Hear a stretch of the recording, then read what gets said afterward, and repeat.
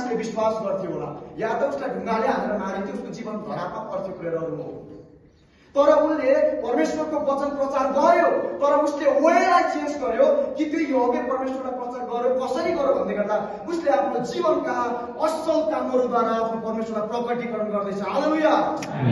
आफ्नो चरित्रहरूद्वारा देखाउँदैछ, आफ्नो कामहरूद्वारा त्यो नचिनिने परमेश्वरलाई बेबिलोनको बीचमा प्रस्तुतिकरण गर्दैछ उसले, जसले गर्दा राजा पनि सिंहासनबाट उक्लिकन तल झरेर दानियलका परमेश्वरलाई धन्यवाद गर्न बाध्य भयो।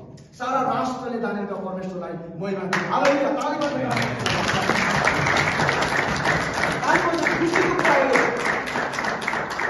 कतिले त सायद सुनेको पनि थिएन होला, तर जब दारा राजाले यो उक्ति गरे प्रेरहरू सिंहासनदेखि राजादेखि प्रजासम्म उनीहरूले डिक्लेयर गर्दै थियो परमेश्वरलाई महिमा दिँदैछ, प्रशंसा दिँदैछ।